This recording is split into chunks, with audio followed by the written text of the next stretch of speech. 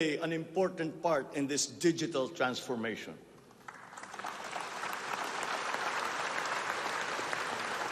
For citizens to be able to seamlessly transact with government, their identity must be easily verifiable. We expect to issue 30 million physical IDs and 20 million digital IDs by the end of this year.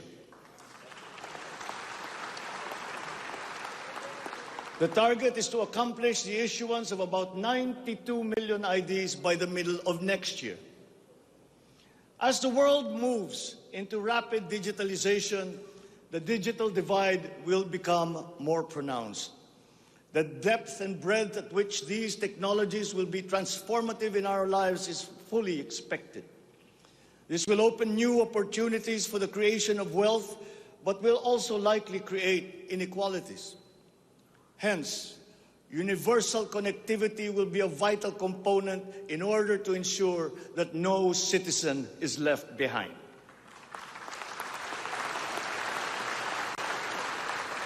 I have therefore tasked the DICT to deploy digital connectivity across our various islands. This will be done through the implementation of the National Broadband Plan, the Common Tower Program, connecting our geographically isolated and disadvantaged areas via our Broadband ng Masa project.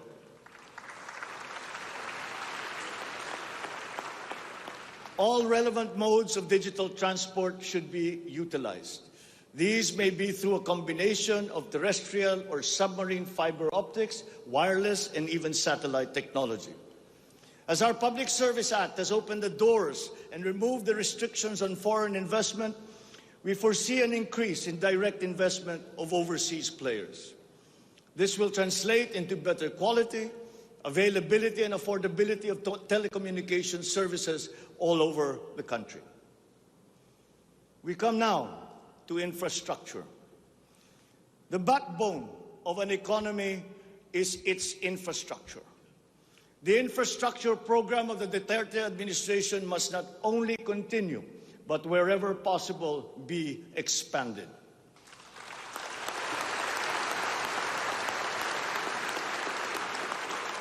We shall confidently build on this firm foundation established by my predecessor, as it is in building an edifice. We must keep the momentum and aspire to build better, more. Necessarily, infrastructure development will remain a very high priority in our drive for growth and employment.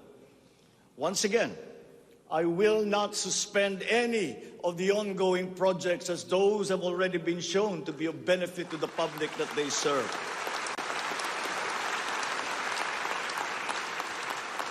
We will continue to study the proposals that have been made. Infrastructure development spending will be sustained at 5 to 6% of GDP. The planned expansion of infrastructure projects, I believe, would be possible if we continue to encourage the participation of the private sector in the development of our programs.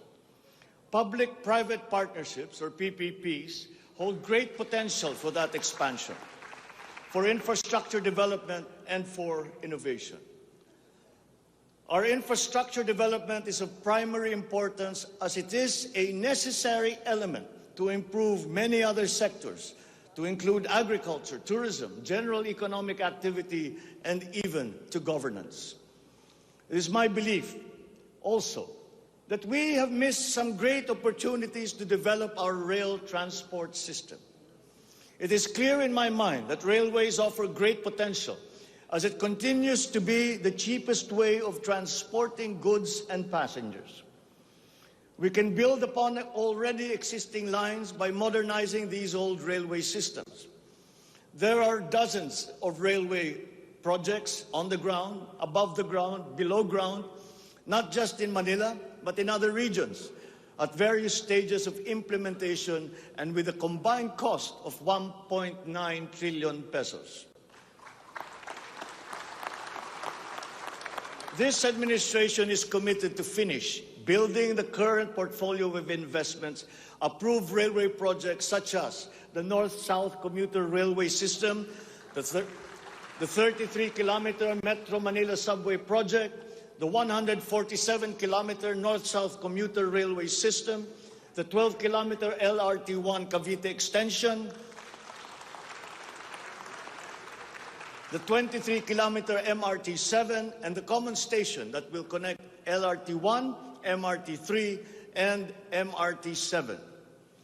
And beyond NCR, larger-scale railway systems like the 102-kilometer Mindanao Railway project,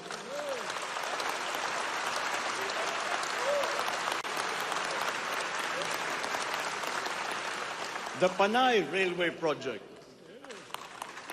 and the Cebu Railway system will be integrated as a vital part of our transport and communication systems. We will also continue to improve our roads and transportation systems in key cities throughout the country through various projects, such as the Cebu Bus Rapid Transit, Davao High Priority Bus System, Ilocos Norte Transportation Hub, the El Nido Transport Terminal.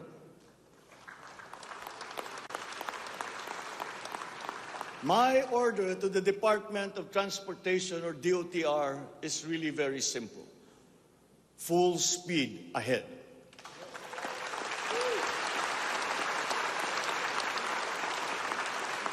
Improving our railway system, along with modernizing existing airports and seaports, will maximize our strategic location in the Pacific and connect our many islands. A key sector in our transformation plans is that of energy. Another fundamental requirement for growth and increased employment will be the availability of cheap, reliable energy. This even comes under the category of ease of doing business. If we are to attract investors, both local and foreign, to set up shop here in the Philippines.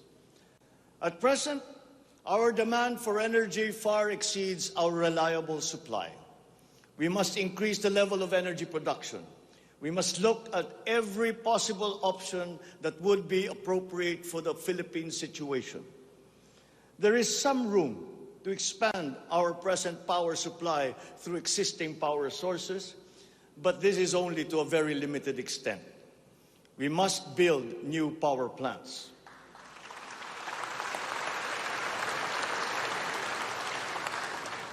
We must take advantage of all the best technology that is now available, especially in the areas of renewable energy.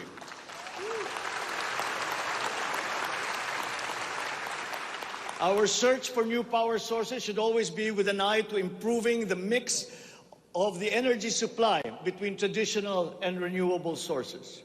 The technology on renewable energy is progressing rapidly, and many of these technologies are appropriate for the Philippines. We have already begun windmill power. We are now expanding very quickly our solar power production. For both offshore and onshore wind turbines, for example, the World Bank has calculated that there is a potential for 255 gigawatts by the year of 2030. Solar power has steadily increased its efficiency in converting sunlight to electrical power, which is particularly attractive for the Philippines. Because unlike wind power, solar power is practical almost everywhere in the Philippines all year round. In the move to lowering our carbon footprint caused by energy production, our advancement to renewables will have a lead time. In the interim, natural gas will hold the key.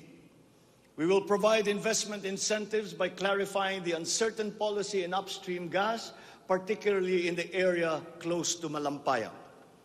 This requires clarification of the processes and review of service contracts policy. I believe that it is time also to re-examine our strategy towards building nuclear power plants in the Philippines.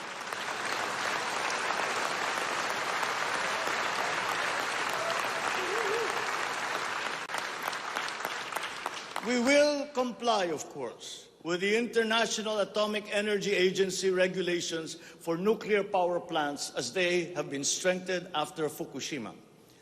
In the area of nuclear power, there have been new technologies developed that allow smaller-scale modular nuclear plants and other derivations thereof. Once again, PPPs will play a part in support as funding in this period is limited. Furthermore, we must examine the entire system of transmission and distribution for the purpose of finding ways to lower the price of energy to the consumer and to industry. We must expand the network of our transmission lines while examining schemes to improve the operation of our electrical cooperatives. All this in aid of reducing energy costs, especially but not limited to households. All this impetus for development and growth we undertake within the context of accelerating climate change and extreme weather conditions. Though we are a minor contributor to climate change globally, we have the unfortunate distinction of being one of the most vulnerable countries to the effects of climate change. For the welfare of our people, it is incumbent upon us to alleviate the effects of that vulnerability. The use of renewable energy is at the top of our climate agenda. We will increase our use of renewable energy sources such as hydropower, geothermal power, solar, and wind. Geographically, we are a disaster-prone country. Capacity building for our natural disaster resiliency is therefore a must. Investment in science and technology is imperative to enable us to have accurate weather forecasts and on-time disaster alerts. Studies show that already now, many areas in the Philippines are at high risk from the rise in sea levels brought about by the increase in global temperature. We must adapt to this phenomenon with disaster-proof planning for our communities. We will also look into the precarious freshwater supply situation in the country, especially in our urban areas. Many of our water supply systems date back to the 1950s, and they must now be rehabilitated and improved. I've instructed the DNR, together with the DPWH, to explore possible partnerships with the private sector to address this crucial situation. The Philippines has excellent laws on the environment, but we have to guarantee that these laws are properly enforced. And this will require a great deal of coordination and cooperation between concerned government agencies and private stakeholders. Companies who exploit our natural resources must follow the law. We all have the responsibility to preserve this earth, for we are but custodians, and we will pass on this great treasure to future generations.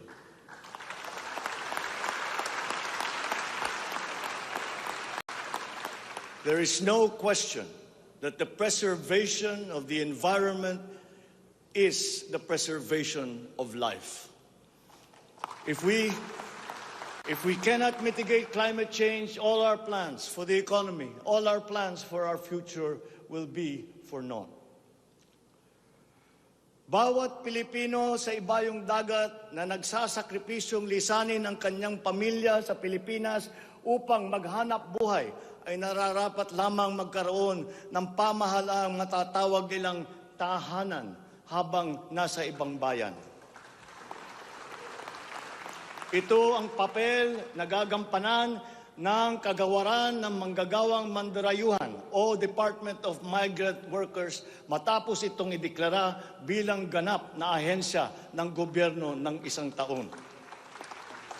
Ang kagawarang ito ang magsisilbing kanlungan ng ating mga kababayan sa gitna ng mundong walang kasiguruhan at mahigpit na kompetisyon. Ito ang maglalatag sa kanila ng mga oportunidad. Titiyak na ang kanilang mga hanap buhay ay tugma sa kanilang mga kasanayan. Maninigurong akma ang sahod at maayos ang kalagayan sa kanilang mga kumpanya at mga ngalaga sa kanilang mga pamilya habang sila ay nasa malayo.